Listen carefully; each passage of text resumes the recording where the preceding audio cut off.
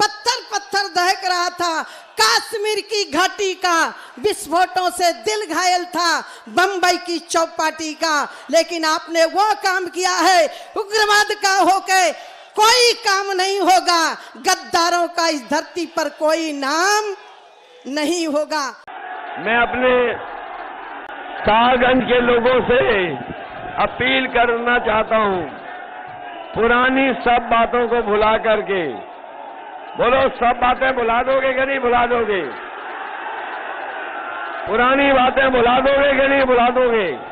मैं आपसे पूछना चाहती हूँ, क्या मुजफ्फरनगर का दंगा भूले हैं क्या आप? जरा हाथ खड़ा करिए, भूले हैं क्या?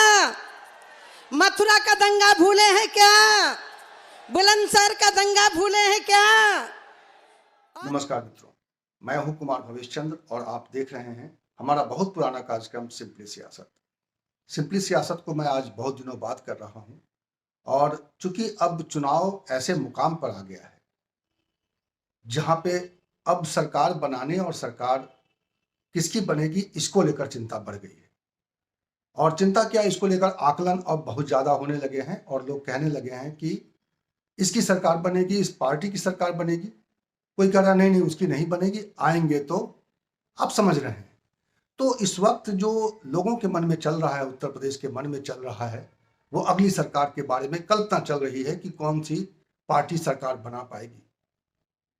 छठे दौर का मतदान कल होना है और उससे पहले सातवें दौर के चुनाव के लिए घमासान तेज हो गया है। और आज मैं आपको दो वीडियो दिखाने वाला हूं, दो छोटे छोटे क्लिप दिखाऊंगा जिससे उत्तर प्रदेश की राजनीति की नब्ज थोड़ी आप पकड़ पाएंगे, किस तरह की राजनीति चल रही है, और इससे आप आकलन कर पाएंगे कि कौन सी पार्टी सत्ता में आ सकती है। जब विचारों की बात आती है तो एक बात बहुत पुरानी कहावत है, कहते हैं कि सब पुरानी चीजों को भूलकर आगे बढ़ना चाहिए। बीती ताही बिसारी है आगे की सुध ले, तो यह भी एक विचारधारा है, ये भी, और राजनीति की यह विचारधारा है।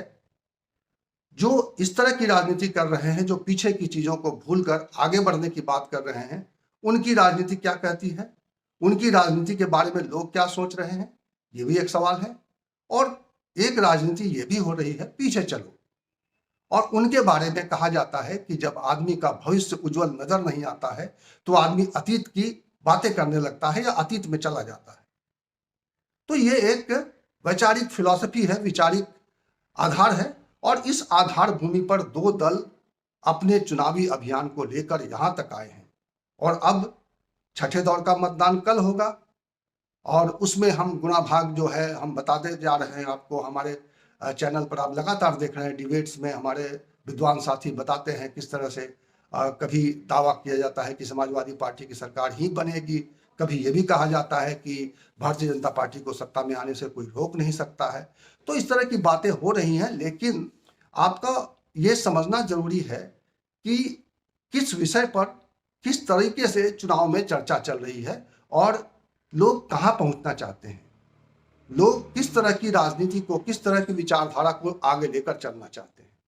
ढेर सारे सवाल हैं, ढेर सारे मुद्दे हैं, लेकिन ये मुद्दा इस वक्त लोगों के मन में है कि हमें क्या करना चाहिए और हमें कौन सी दिशा लेनी चाहिए जिससे हमारा भविष्य उज्जवल रहेगा और जिससे हमारा आने वाली पीढ़ी जिसका लाभ उठा पाएगी। उत्तर प्रदेश में जो समाजवादी पार्टी के पक्ष में बातें कही जा रही हैं कि उसके इर्द गिर्द जातीय गोलबंदी जमा हो गई है, उसके इर्द गिर्द छोटी छोटी जातियां जिनके अलग अलग राजनीतिक मंसूबे हैं, जिनके अलग अलग राजनीतिक महत्वाकांक्षाएं हैं, वो उनके इर्द गिर्द जमा हो गई हैं।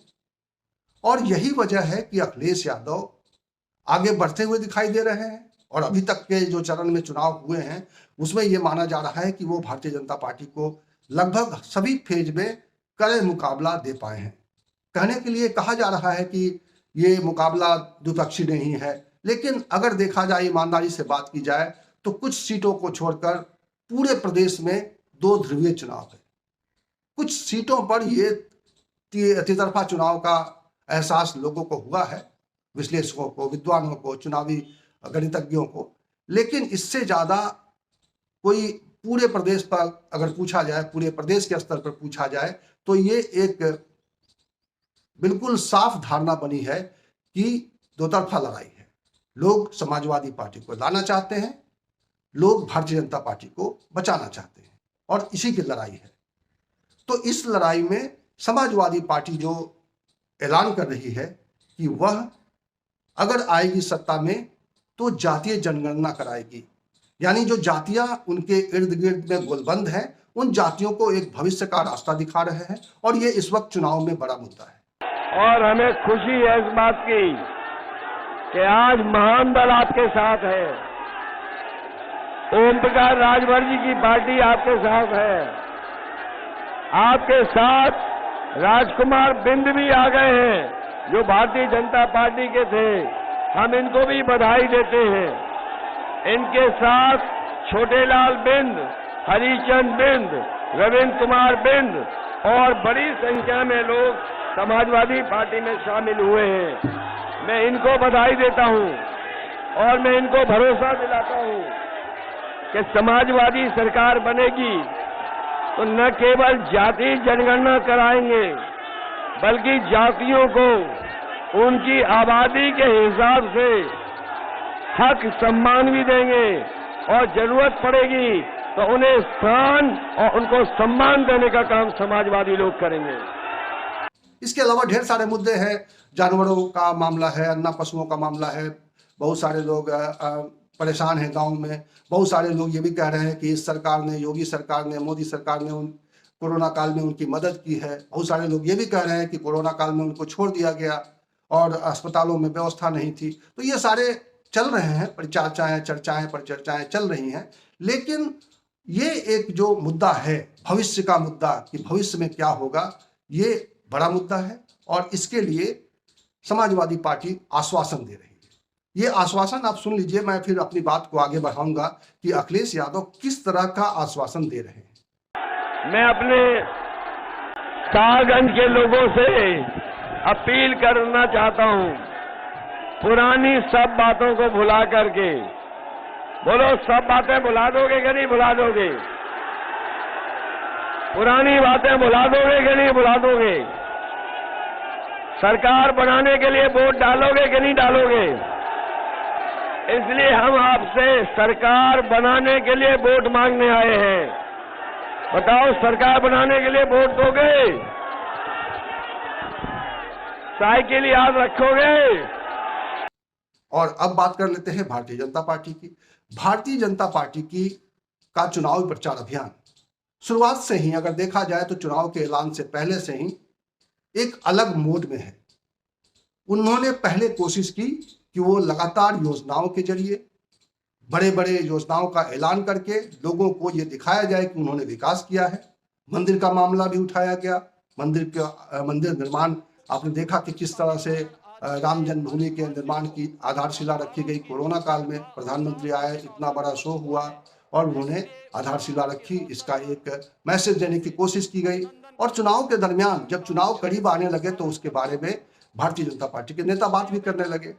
चुनाव थोड़ा और करीब आया तो आपने देखा कि विश्वनाथ मंदिर में किस तरह से एक भव्य कार्यक्रम हुआ और किस तरह से एक भव्य मंदिर बनाया गया था वाराणसी में। उसका प्रधानमंत्री ने उद्घाटन किया, प्रधानमंत्री ने शुभारंभ किया और उसका राष्ट्रीय प्रसारण हुआ और लोगों ने देखा।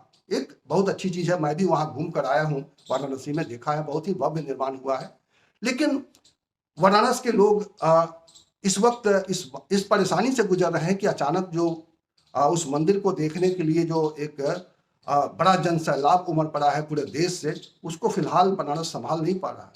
यानी वो योजना अच्छी है, बनारस के प्रति आकर्षण बढ़ा है, काशी विश्वनाथ मंदिर के प्रति आकर्षण बढ़ा है, लोगों के प्रति जो आस्था पहले से थी उस आस्था को थोड़ी ताकत मिली है, घाटों पर एक्टिविटी बढ़ी है।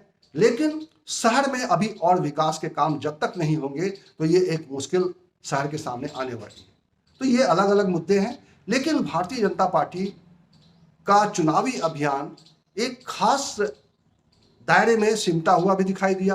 भारतीय जनता पार्टी के नेता अपनी सरकार की उपलब्धियों का बखान तो करते हैं, लेकिन 5 या 10 मिनट के अंदर वो आपको पीछे लेकर जाते हैं। वो आपको 17 से पहले के उत्तर प्रदेश के बारे में बताते हैं। और इतना ही नहीं, आपको तो कई सदियों पीछे भी ले जाते हैं।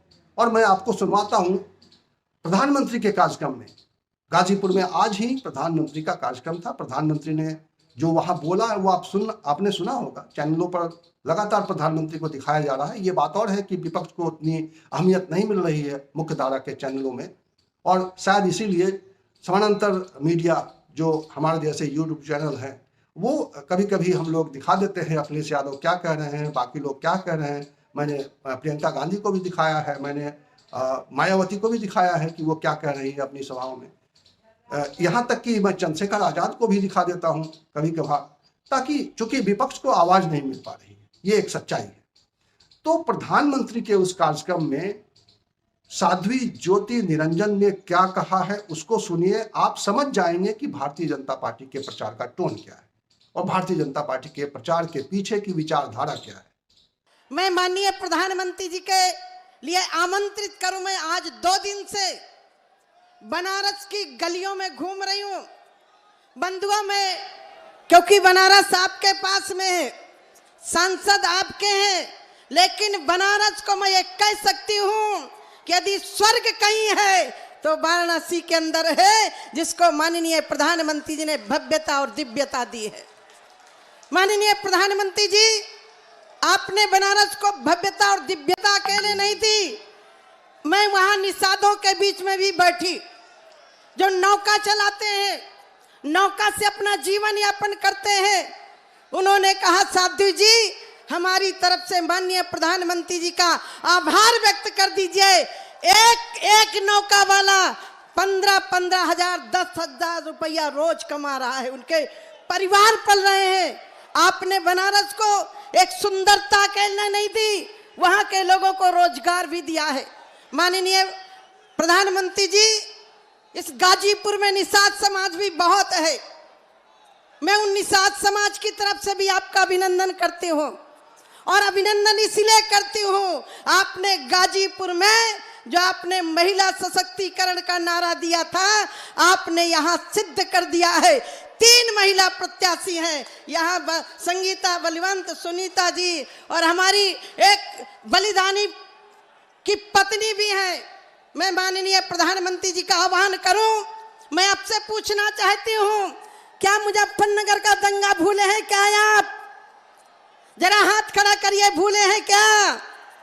मथुरा का दंगा भूले हैं क्या? बुलंदशहर का दंगा भूले हैं क्या? और मैं एक और बात मैं पूछना चाहती हूँ, यहाँ लोग कह रहे थे भारतीय जनता पार्टी दबे कुचलों की विरोधी है, ब्राह्मणों की विरोधी है। मैं पूछना चाहती हूँ, जब कृष्णानंद राय की हत्या हुई थी ये पार्टियां कहाँ थी? उसका जवाब गाजीपुर के लोग देंगे कि नहीं देंगे? मैं पूछना चाहती हूँ, जब 2.5 लाख हिंदू कश्मीर से निकाला गया था तब ये तथाकथित सेकुलर पार्टियां कहाँ थी? तब उनको ब्राह्मण नहीं दिखाई पड़ा था, आज ब्राह्मणों के नाम से चिल्ला रहे हैं। मैं एक बात निवेदन करके माननीय प्रधानमंत्री जी का आह्वान करना चाहती हूँ। पत्थर दहक रहा था प्रधानमंत्री जी, आपके बागडोर संभालने के पहले पत्थर दहक रहा था। कश्मीर की घाटी का विस्फोटों से दिल घायल था, बंबई की चौपाटी का, लेकिन आपने वो काम किया है उग्रवाद का होके कोई काम नहीं होगा, गद्दारों का इस धरती पर कोई नाम नहीं होगा। वो पीछे ले जा रहे हैं, वो पीछे झांक रहे हैं, और इसी से आपको ये अंतर पता चल जाएगा कि उत्तर प्रदेश के चुनाव में किस तरह की राजनीति कौन कर रहा है और किस तरह से लोग किसके साथ जुड़ना चाह रहे हैं। ये तो 10 मार्च को पता चल जाएगा कि कौन से दल सरकार बनाने की स्थिति में होगा या क्या नतीजा दिया है उत्तर प्रदेश की जनता ने। क्या वो भ्रमित है, क्या वो ऐसा मैंडेट दे रही है जिसमें कुछ दिनों तक रस्साकसी चलती रहेगी, या बिल्कुल साफ मैसेज आएगा, आपको मैं सत्ता से बाहर करता हूं, आपको मैं सत्ता पे बैठाता हूं, या मैं आपको सत्ता में बनाए रखना चाहता हूं। 10 मार्च को यह फैसला आएगा। इस वीडियो में इतना ही। इसी तरह की चर्चा के साथ, इसी तरह के विमर्श के साथ मैं मिलूंगा आपको अगले वीडियो में। तब तक के लिए नमस्कार।